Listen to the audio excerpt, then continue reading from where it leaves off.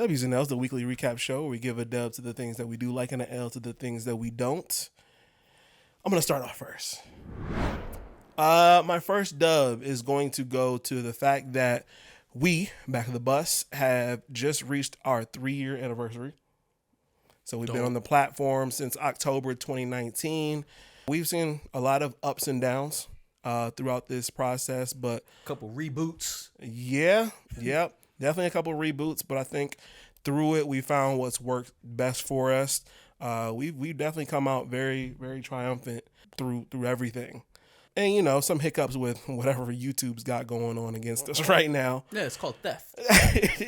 Stealing, that's all it is. Yeah, no, despite that, I think we've grown and, you know, we've made a lot of great relationships with other YouTubers, obviously the squad homies, and things of that nature. So even through just the 3 years that we've been doing this, you know, my life has changed. I couldn't even fucking edit a video before my this. life is like, ooh, Literally could not edit a video. Like, we literally had the Back of the Bus image while we talked in the background for an hour and 45 minutes. Like, we didn't do clips before. So to see us coming from that to now what we're doing is crazy. And, you know, we still got some more growing to do and some things to do ultimately. But, you know, it's been a crazy 3 years, but it's definitely been well worth it. And shout out to all the squad homies that have supported us through this entire 3 years, for sure. For sure. My next dub is going to go to Chillmonger. He just did a stream last weekend. The hell with you? What? Damn. Oh yeah, no. He just did a stream. He took my one dub. Like he took my. Well, then I'll save it. I'll take it back. No. Go. You already on it. You already said it. Go ahead. All right. Well, Chillmonger just did a stream where he donated to the I think it's Howard University. Yeah. So everybody knows there are a lot of people who are within the Recast, the Charlamagne movement, who are trying to put their money where their mouth is in terms of the charitable donations. Right? So Chillmonger has a stream was going on Sunday. Well, I guess now this will be coming out on Wednesday. Oh, no, it was Saturday. He restarted it today. Like it really he did? started at 3. Yeah. Oh shit, okay. Of course, I guess, you know, the majority of you know about E-Man's Watch Party, his challenge. Be Real with D-Real and Theo B, I believe, are also doing one. So check their channels out. That's what counts, right? Because as much as I'll sit up here and say I'm not going to spend my money on it, I would definitely be sending my ticket money to a couple of those guys, because that's what it means, right? We'll send the money back to cancer research or Howard U in his name, and that's real. That is honor. Mm-hmm. That's honor. Yeah. Not making money off of his likeness, but making sure that someone else who needs it is able to get it in Chadwick's name. And that's honorable. And the things that Chadwick cared most about. Yeah. For sure. So, you know, shout out to all those guys. Definitely shout out to Chill, for sure. Yeah, for sure. I'm going to give a dub, almost kind of a toss-up, but I think a dub, ultimately, to the country of Jamaica. Jamaica has banned music and TV broadcasts from glorifying and promoting criminal activity, violence, drug use, scamming, and weapons. It's going to be very interesting to see as a case study. They've banned those images from TV? From TV and I think it was radio. So meaning just Jamaican music, production companies. Music and TV broadcasts. So like, are you going to be blocking out Netflix and stuff like that? Or iTunes, probably for at some that level. matter? Probably at some level, I would assume. If it has any of that in it. But how? That would be costing them millions of dollars. I don't think that they would do that. Yeah. Well, I guess. Well, I mean, unless you're just trying to go full on fascism like China. I guess it's TV broadcast though. So maybe you can't do it. Right. So maybe services. You can't broadcast from Jamaica with that kind of stuff, or make music at a Jamaican studio or recording studio or anything like that. Mm-hmm. I don't know, but at the very least, it would limit how much of that stuff is is being shown to You Jamaicans. are right, though, because it is going to be an interesting case study, because I think a lot of people who would rather not fix the root issues that create that culture in the first place so that people don't have to rap about it or sing about it or make movies about it, they would rather boil it down to the result of inaction as opposed to the inaction itself. Yes. So it is going to be an interesting case study to see how much this actually changes stuff. Exactly. Mm-hmm. So, you know, if it's a failure, then we know like that's not going to fix anything. You have to fix the actual problems, which, sure, obviously, but it'll be interesting to see if it curbs anything. Yeah. I'm going to give my last dub to Charlamagne the God and the Brilliant Idiots, only for bringing forth this story from Charlamagne about a conversation that he had with a specific rapper. Like, you got it. You're not calling me just to call me. You know Pete is my friend, right? Nori's like, you know that's Charlamagne's guy. So you're calling me. He's like, we got to save the new Marilyn Monroe. You know what happened to Marilyn Monroe, right? Marilyn Monroe died of drug addiction, so we got to save the new Marilyn Monroe. Talking about Kim. And I'm like, yo, you know Pete is my friend, right? So he's going on, and then he goes, my wife is out here fucking a white boy with a 10-inch penis, and you won't help me? My wife is out here fucking a white boy with a 10-inch penis, and you telling me that's your friend, but you're supposed to be culture? He's screaming on the phone. Somebody help. Entertaining. Yes. Entertaining. Hilarious. What am I supposed to do but laugh at that? I'm going to walk out the goddamn. So I want to... Now, aside from an obvious cry for help, because that's a little wild. It's insane, yo. Like, what the fuck do Charlamagne have to do with that, yo? Like, okay, let me fix my vernacular right now. Let me use something to fit the situation. That is an episode from someone who does not have control of their mental faculties. If it's not, then it's simp behavior. So either say that he's mentally unhealthy, and Charlamagne is making fun of a mentally ill person. Something that y'all made Lizzo and Beyonce apologize for a couple of months ago. Or he's a simp. Say either one, but don't talk out of both sides of your neck. Well, the way that people have pretty much bashed him for all his White Lives Matter stuff, I would assume that it's not mental health. That he's fully aware of what he's saying and it's dangerous. I can't even begin to ask or answer why. Didn't they break up? Are they even together anymore? Yeah, they're not together. Oh, you mean Pete and Kim? Yeah, no, they're also not together anymore. So, dog, what? Okay, let's say everything that he said was true. Pete Davidson has a horse monster in between his legs, and he's smashing Kim Kardashian. They don't even date anymore, yo. Yeah. Pete has a fucking tattoo of Kim on his body, and they no longer are together. Don't you think that hurts him a little bit more than it hurts you? Yeah. It's like it's not even logical. They're not together. Well, what's logical about calling said person's friend to stop him? To say that. Yeah. To stop him for that reason. Oh my God, man. I don't know. A little weird, but that sound clip was crazy. Oh my God. Moving on. He was all too happy to put that shit out too, man. Well, of course. Why Charlamagne? But again, it just speaks to the mental fitness of the person who's making all these decisions. Well, according to what Charlamagne just said, Nori, for whatever reason, pointed out that Charlamagne was a friend of Pete's. Well, but Nori's an instigator. We know that. Yeah. What does that have to do with you, Kanye? Well, he's going to use Charlamagne to stop Pete from fucking Kim. No, you're not. That's just what I'm just going off the story, bro.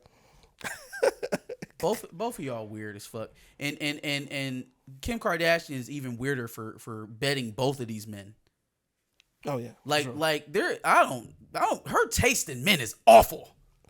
It's god awful. It is absolutely 1000% terrible. Because I wholeheartedly believe the relationships that she wasn't coerced to be in by her mother, the ones that she actually picked, like Ye, like Pete Davidson, have been absolutely terrible picks. Maybe you should keep letting Chris pick your partners. Well, I guess Nick Cannon was a pretty bad choice, but Reggie Bush? She had Reggie Bush. She had Miles Austin. She had Chris Humphries. Yeah. all upstanding citizens, lack of controversy. Yeah. She starts picking her own partner. She gets Kanye West and Pete Davidson. Oh, I see what you're saying. I got you. Maybe she should let Chris start picking her partners again. Lord have mercy. I don't know, bro. Anyway, on to my L's. Let's give an L to the Lakers. Do what you got to do, fam. Because of their atrocious shooting, it seems like everybody has them pegged out and keeps one foot in the paint. I just find that nuts. That every team is doing the exact same thing against them and they have no answer for it. From my understanding on the situation, every team and their mama knows that we want Russell Westbrook gone, so they're being sticklers about both the 27 and 29 pick. I don't want to give those up, even if it means wasting another year of LeBron, because here's the thing, man. LeBron very rarely leaves a team in a better position than he got to them with. It has never happened, and he's kind of brazen in the way that he will make an organization strip their resources to keep him. Mm-hmm. And then even when they do that, he'll still leave. Yeah. It's a very real possibility that whoever signs Bronny James to an NBA contract is going to get LeBron James. Mm-hmm. It's a real possibility. As crazy as that seems, as far-fetched as that seems, because I haven't seen a single top 10 national basketball recruit ranking with Bronny James' name on it. Nope. But whoever gets him probably will get LeBron. But what does that mean? You'll get a 40-year-old LeBron? My point is that LeBron may leave you even still. For sure. Even in spite of everything that you've done to build the team that he wants, he may still leave you. Yeah. Somebody's got to nut up and say, look, at a certain point, we got to start thinking about the franchise beyond you, not just you. Like, yeah, you're LeBron James for whatever that still means, but no, bro. No. Mm-hmm. We've already given up every pick in between 2023 and 2027. No. Yeah. Yep.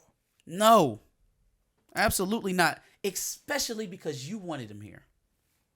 You stopped us from multiple deals that would have been better. DeMar DeRozan, Kyle Lowry. Yes. Kyle Lowry? Yes, I would take Kyle Lowry in his 30 games a year over Russell Westbrook. Absolutely. Absolutely. Yeah. Because now, not only is he not performing on the court, he's allowing himself to be a distraction to the team. Yeah, the whole which is it's diminishing. Fight man. with the fan in the stands was a little nuts too. Well, not I'm lack sorry, thereof. Oh, I was talking about him not going into team huddles. Oh, he fought a fan. No, he didn't actually fight the fan, but a fan, as he was walking through the tunnel, said, "You fucking suck, Russell Westbrook," and then he came back out with his usual bravado. Fam, what'd you say, bro? The person who said that to you probably pays about $20,000 for Lakers season tickets a year. You damn right I get a right to tell you that you suck. I don't have to call you a name. I don't have to call you a racial epithet. But you damn right if I'm spending $20,000 to see you go 1 for 12 in a game versus the Clippers, you're damn right I have a right to tell you that you suck. Did you not know what you signed up for? You're getting $40 million a year, bro. I think somebody's allowed to tell you that you suck. Yeah. I just thought it was absolutely nuts that I saw the Warriors in the first game literally play them, anticipating the drive on every play and letting them shoot whenever they wanted. And they still went, 16 for 40 or some crazy shit? 12 for 40 or some shit? Crazy. And then every team after that has done the same thing. I don't know. They got to trade him, man. I don't know what else. What are we doing here, man? What are we doing? It's not going to work. And he won't. We have absolutely no bench production, and he refuses to come off the bench. So, yeah. What do you do at that point? Let him go. What do you do at that point? I'm going to give an L. This is going to be a very funny L. So, our Nicki Minaj video that we released last week didn't actually do what I expected it to do. It did. Yeah, because we got squad homies now. That's a fact. We prepared. Well, plus, people are just turning on Nicki in general. I think so, too. But it did get some distance. And it also got some crazy comments from people like Pink Panther. Oh, boy. Bro, I don't know what she was talking about. At all. Y'all Lil Kim, Cardi B, and Remy Ma Dusty shit. Shut the fuck up. Y'all whack as need a hit. That shit, 3 itches. Lil Wayne, a girl just blew that bitches. For real. The 3 is the B. Them 3 itches. that ain't on the team gets no love. Pop that eyes real quick. What was that? Was that sexual? Were you being sexual with us? Huh? What does that mean? I don't know what that means. Pop them eyes a little bit. What do you mean? Shut my shit. What are you talking about? Whew. 3-itch you a son. That's a girl. You're not that at all. Just mad because the mother shitted on you. Did that. Shit down your throat. I don't know what any of that means. But it made me laugh. It made you laugh. And so, don't come at us like that. First of all, we BNP. So you don't disrespect us like that. We are certified. We have shirts. Okay? We are BNP. 1,000%. You will respect us as such. Put respect on our name. Don't tell me to pop my eyes. You pop your eyes. The hell? Okay. Last L is going to go to something that I don't talk about on this show very often. I think I talked about it once, maybe. I watch a lot of Netflix reality shows. It's like a Love is Blind. Yeah, it's like a what do they call those? Like an addiction? No, I don't have an addiction to Netflix reality shows. Guilty pleasure. A guilty pleasure. Yeah, because again, I know reality shows are bad and pretty much shit, but I watch them anyway. I don't watch VH1 reality shows. VH1 reality shows are a completely different evil. I watch All American. I mean, I can understand watching lesser content for different reasons. Like I watch All American because it's balance to all the other stuff that we watch. But,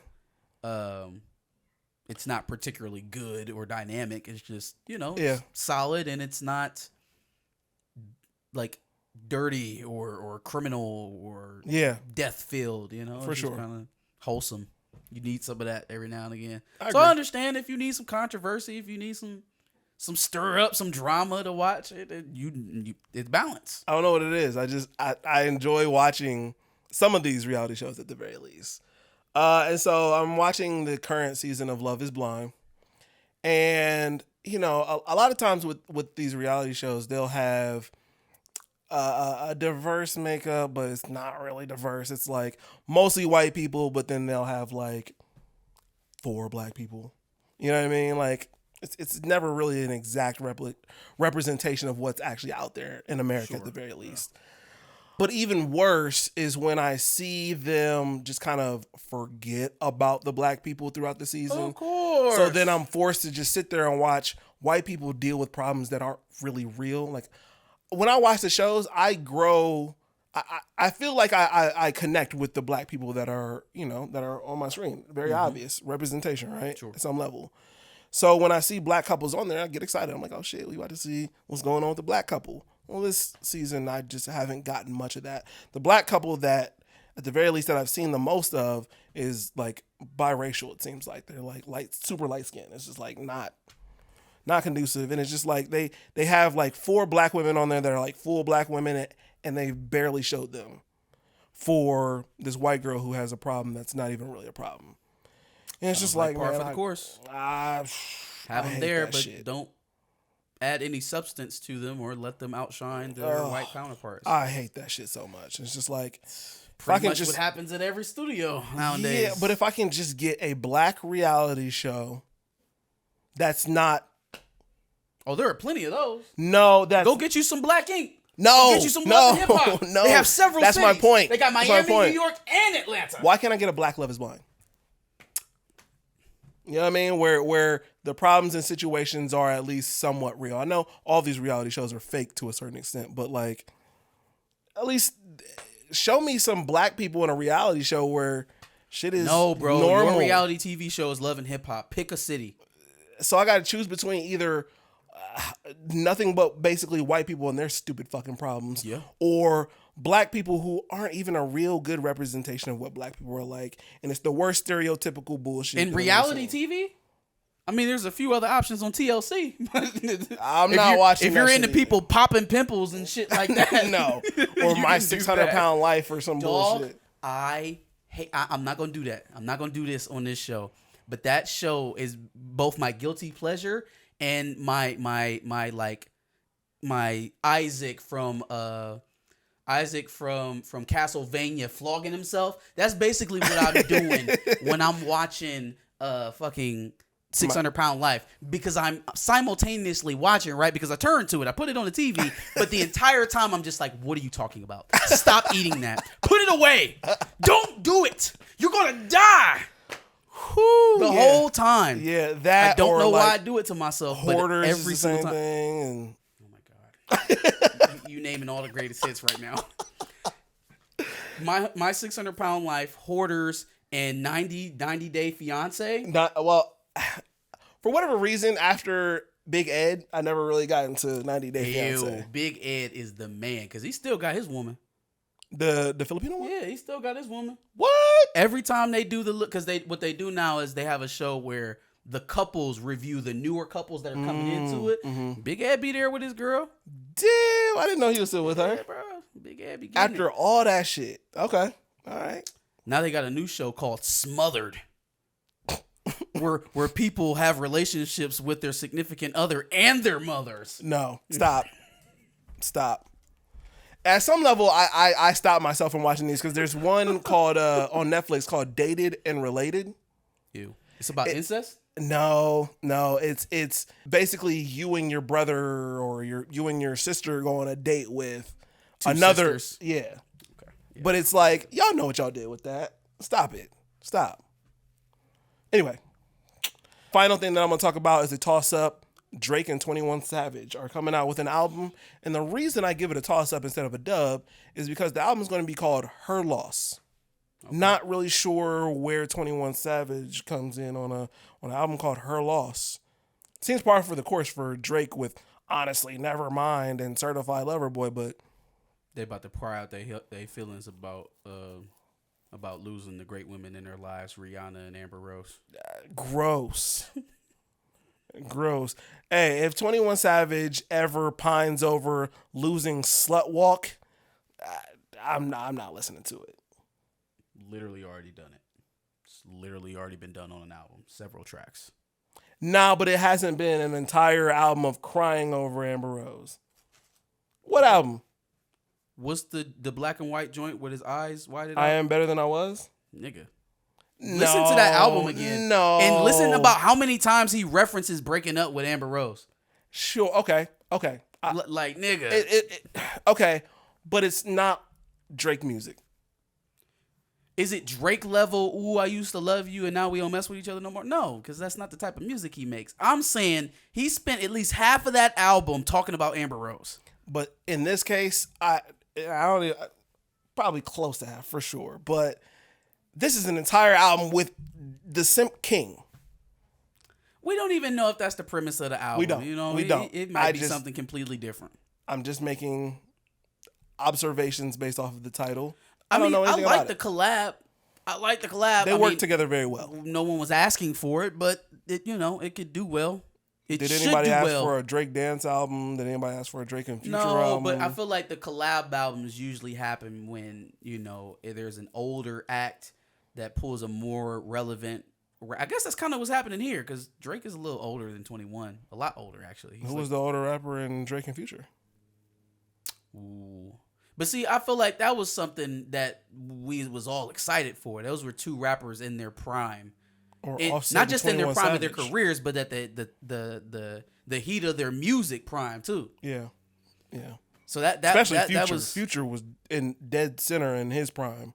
If somebody said right now, Lil Baby and Lil Durk, but they already made an album. Though. They did, and that wasn't great. But it had the young boys going crazy though. That's a fact, right? So Offset and 21 Savage. There you go. But when it's usually an older act, it's like, all right, well, let me pull something that's up, like Future and Juice WRLD. Yeah. Something or Future like and Uzi. Yes. Which those were two underwhelming projects. Future and Thug made an album together. So that would be my concern is that it underwhelms because when nobody's asking for it, you almost have to over-deliver. Yes. As opposed to something like the Kendrick and Cole collab album that we never got. If we ever do get it, I don't think it would be judged as harshly. Yeah. I don't think Drake will ever make a collab album that's as good as like a Watch the Throne, unless he makes it with like a Kanye or like a Wayne or something. You don't think he could follow up with Future and do that?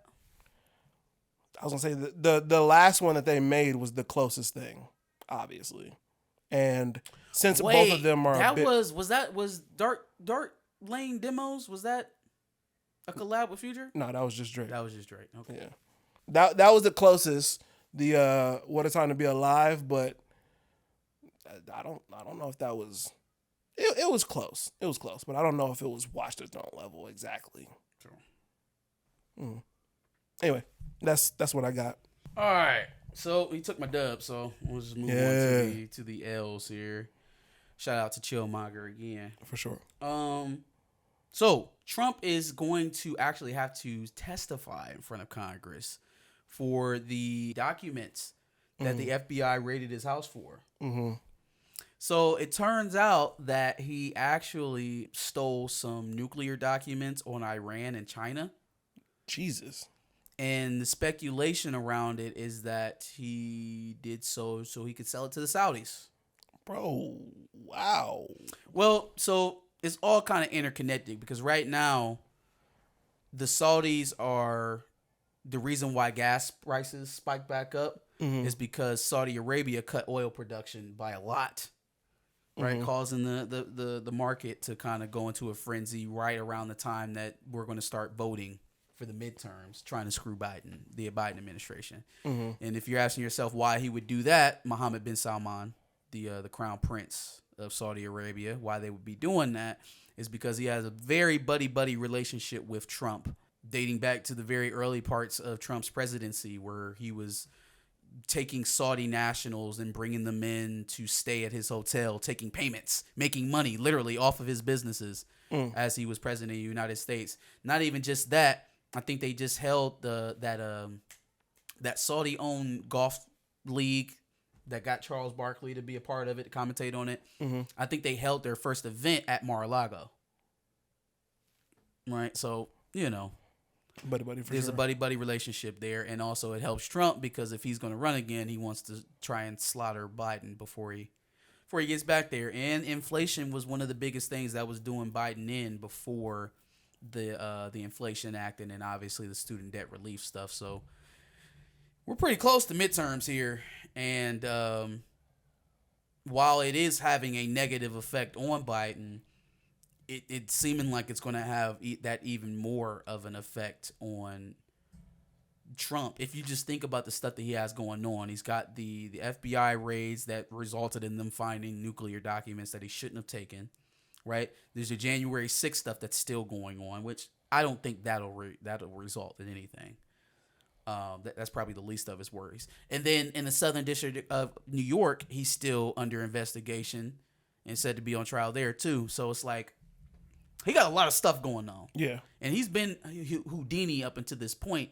The thing that makes it a little bit more treacherous for him is the people he's pissing off. You're no longer discriminating against black people in your apartments. You're no longer calling for the murder of 5 innocent black boys. You're pissing off governments. And so your leash is only going to be so long. You know what I mean? I almost said something crazy. They've done it in others before. So this just... You know. Well, you know what? Do what you do, player. Can't nobody tell you what to do. You do what you do. Next L I got is going out to Akademiks. Yeah. I didn't know if you wanted to talk about this, but... Well, we kind of got to, right? Because we talked about the whole prize stuff, and then... Apparently that happened right after what you're about to talk about. Right after the Fresh and Fit episode where Ak goes on there and embarrasses himself even against the most red pill people in the room. Getting into an argument with this woman with a deep voice and then getting called fat and watching him absolutely lose any resemblance of a frame he could ever project. She buried him and did it so calmly. Calmly, like didn't have to get all mad, and this boy got hella out of shape. Big Ak! Like, don't come over here talking that shit. All that cap you been doing on motherfucking Fresh and Fit. Big Ak is here now. Bro, chill out. And my homie fucked you the other day, and we already know, blah, blah, blah, blah, blah. But you didn't. How are you? But you did not. How are you talking about who another dude hit? So she calls you fat and you big up some other dude's penis. Like, bro, what's wrong with you? Lame. What is wrong with you? He's such a loser, yo. Had everybody else in the room looking at him like, yo, what are we doing right now? Bruh, dude in the back is like, no, seriously, like, what is this right now? What are we doing? Yeah. What's happening right now? Y'all look like them. I can't tell the difference. Who's supposed to be the cool one right now? Literally everybody in that room looked pretty uncool except homegirl. Did you check and see who was in the back though? In the back left corner? Sneeko. Mr. Deplatformed himself. Sneeko. Damn, dog. Like, leave them. What are you not getting? He hard-headed. He's hard-headed as hell. But I could kind of tell that from his conversations with ABBA. But like, bro, what is it that you think that you're getting from these guys? He also said some very weird stuff during that whole thing. I can't remember what he said. I think he started the whole deep voice thing. He was the one that started the deep voice and thing. then Act took it to a whole nother place because he wants to be the star of the show. But yeah, that whole panel looked crazy. I'm just so confused with Act. Like, how do you go from getting emasculated on your own platform multiple times, Vic Mensa, to you better respect me? I'm the prize. I'm Big Act. Oh boy. Say that to Vic Mensa. Yeah, somebody had a little bit too much sugar on their Cheerios. Say that to the Migos. Say that to anyone who doesn't have female reproductive organs. Simple as that. FD Signifier. Damn, you get an L first. Yeah, a little bit. Okay. A little bit. I don't know if you saw his video on the Woman King controversy. Not the first one, not the one that came out when the movie first came out, but one that came out in the last couple of days. I didn't see either one. Were they both an hour long? No. These were shorter clips. And he goes through talking about the Woman King controversy and the finer points of the story and the inaccuracies and which parts of it aren't cool. And I agreed with him, right? The fact that they are somehow glorified for actions that were never taken in Hollywood, especially when you think of the real story has never really been told. And the fact that this one's being told by white women? Yeah, that's problematic. But in any case, he still maintained that it was a good movie. It was action-filled. Viola Davis had a good performance, and all is well as with the world, with the exception of that. He then curtails the reaction to the Woman King to recast T'Challa. And so he starts talking about it, and he's like, I really want to get down with y'all. I really want to be down with y'all, but I don't trust y'all. And his reasoning, I swear to you not, man, it was almost as if the guy, probably most of us will know who I'm talking about when I describe him, but a certain troll of the movement. A troll of the movement. He's got an avatar, not who you thinking about. Oh, okay. He's got an avatar of him with a gauntlet on, white hood. Y'all know who I'm talking about. We ain't got to say his name. But it's like, it's almost like he channeled him. It's like he start talking about how, it's almost like he focused first of all, he focused the whole movement on black male representation, which is a bit of a red herring because there's so many more layers to that. And I've tried my best to, comment when I see it as early on as I can, get to him. I've yet to get a response. I actually thought about DMing him, but I don't know. Maybe. You want to send out an actual email to him or try to contact him? I might. I just might, because the things that he was saying were ill-informed and it lacked a lot of context to what's going on over here. But then the thing that troubled me even more was his response to it. It's like, yeah, I get it. The black male media portrayal is not great at all. Okay. But we've had War Machine. But we've had Nick Fury. But we've had Falcon. Ooh. But we've had T'Challa. Fam. And then but we've had Blade. Oh. But we've had this the one that pissed me off. He said Meteor Man. Hey yo, look, all due respect to the guy Robert Townsend, to the king Robert Townsend. He's been responsible for more black content than any one sitcom face that I think any black sitcom face we can say. But it ain't no way that when we talking about being represented like Superman and Batman that you gonna bring up Meteor. Come on, boy. Come on. You might as well have brought up Blank Man. Legit. My problem is not that those characters existed. Is that one, they are few and far in between. You went from Falcon, T'Challa, and War Machine, who are all relatively in the same time frame, to Blade that came out in 2003. The third movie came out in 2003. The first movie came out in 1999. 1999. So yes, every 5 to 10 years or so, we get a person on screen. You're right. It's not always the greatest representation, like Blade or Spawn. And then on top of that, the next time you get another one seems to be so long away. And yet here we are with T'Challa having the same conversation, only now it's at the behest of furthering black female representation. Well, my question to you, FD, why we got to pick and choose? Why do we have to accept taking away what little positive black male representation, that's from your mouth, not mine, what little black male representation, positive black male representation that we have on the screen and take it away and call it progress because now someone else gets to be elevated? That's not progress. That is literally regression. Yep. 1 minus 1 plus 1 is what? Do the math, bro. 1. Thank you. Couldn't answer my own math question. Well, I didn't know you were asking me. But. Literally, that's what it is. It's 1 minus 1 because we're never seeing T'Challa again. Plus 1 will elevate Shuri for this movie. You're still left with one role. How does that feel? And I get where he's coming from because he's taking it at the face value from, I'm not sure. But it seems like from the part of the female fan base that wants to believe that this is nothing but misogyny and misandry, or not misandry, misogyny and misogynoir, and taking that and ran with it. Because he himself, he's a little bit older than us, I think he's in his 40s, can remember all of these different iterations of black superheroes that go back 20 some odd years. And good for you if you've been around that long to know all of that. That's great. But if I was 13 years old and the only black male representation I ever had was goddamn Falcon, War Machine, and T'Challa, and the most powerful of those was getting permanently retired, you're not going to look at me and be like, oh, but we've had Spawn, so it's okay.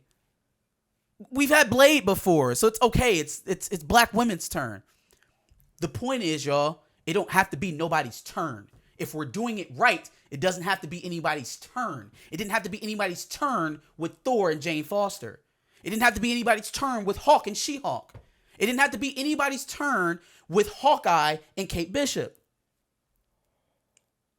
I don't know if his MCU, knowledge is not up, where we're at, to the point where we know the official runtimes of all the black characters in the universe. It's pitiful. Because if I told him, because I tried to say this in the comments if you actually read it, but if I told you that Samuel L. Jackson, the most accomplished actor in the MCU, had been in 11 films, I bet you'd say he'd have a lot more runtime than 1 hour and 16 minutes. If that is the representation that we're supposed to be leaning on in lieu of T'Challa no longer being there. So I felt like it was a little short-sighted and ill-informed, and I was surprised he took some of the stances because I could tell it was ill-informed. I could tell he was working solely off of the premise that people only want to see T'Challa back on screen because he's the traditional male character and people don't like seeing female characters. That is literally, and I could be misunderstanding him, but that is the understanding that I got from what you said. Because you tried to justify not having T'Challa on screen by pointing out War Machine. That's not. Would they ever take away Superman off the board so that they can put Cyborg on, or not Cyborg, that's a black character. Let's not convolute things. Would they ever take Superman off the board so that Robin could lead the Justice League? Or so that Batgirl could lead it, or Supergirl? They would never do that. They'd have never done it. You wouldn't buy a ticket for it, more than likely. So why is it different for us? Especially when you know for a fact that the media representation for us here is not adequate. Mm-hmm. Can we not uplift black women while we're still in the picture? The comics did. That's a hard premise for you to set.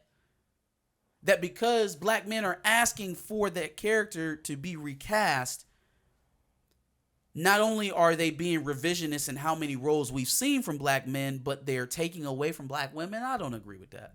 Now, if that's not what you're trying to say, then dude, hey, I mischaracterized. But that's definitely what I got from the video. Last one. Toss up.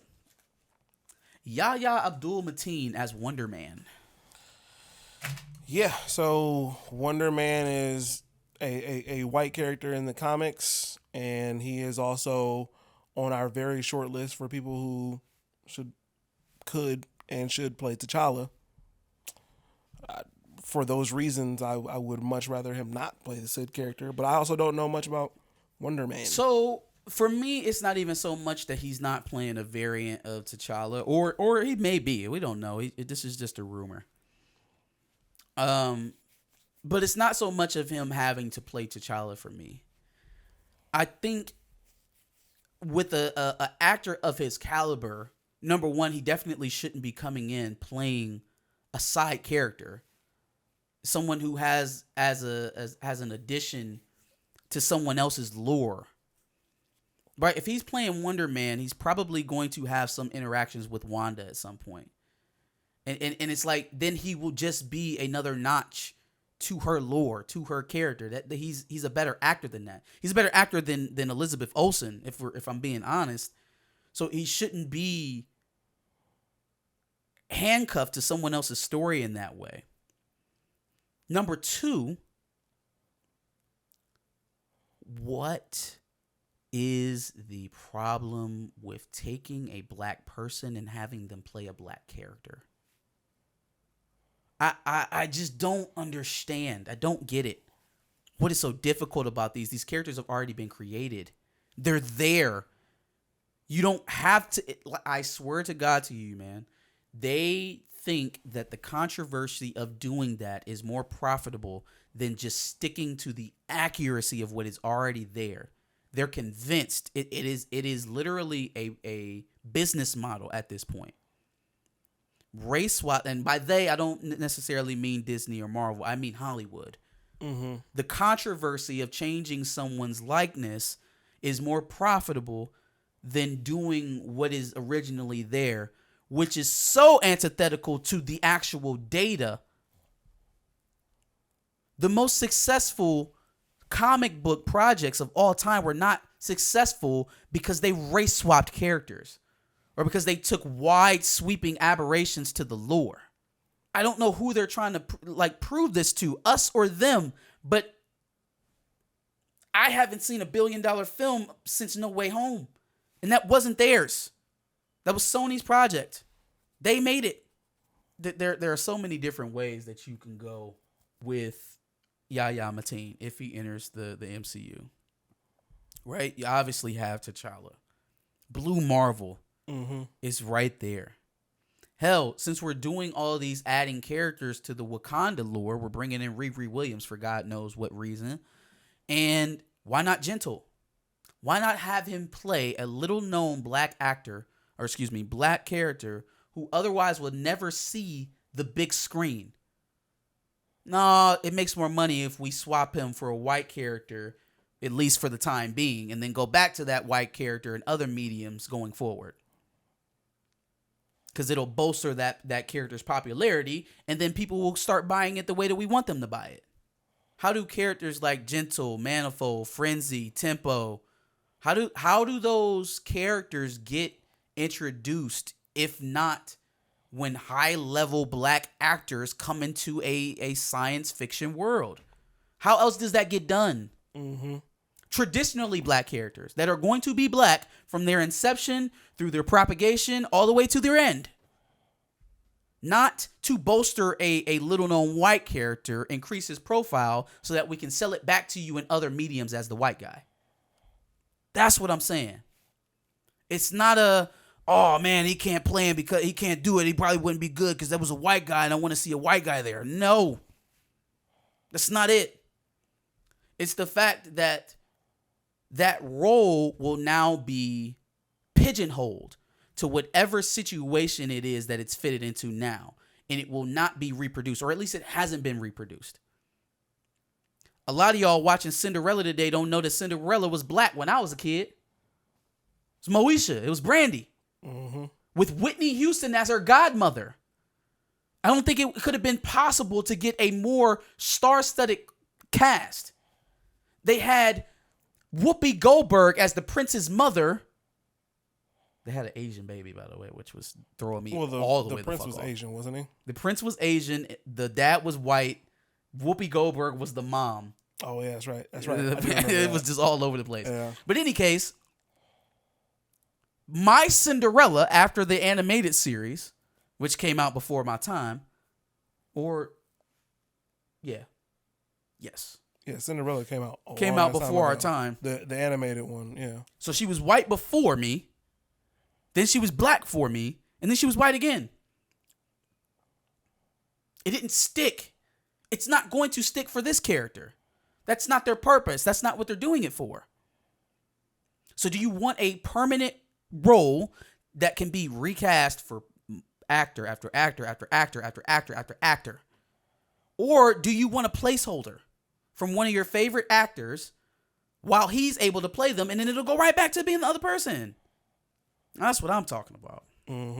But I don't know. You give us your thoughts. That's the end of my Dubs and Nails. Make sure you give us yours in the comments below and any other comments that you had on ours. Make sure you like, share, and subscribe, and come back next Wednesday for another Dubs and Nails segment. Absolutely. And make sure you check out our other W's and L's from previous weeks, just to catch up on what we've been talking about. And make sure you subscribe. We like to do this every Wednesday at 10 o'clock.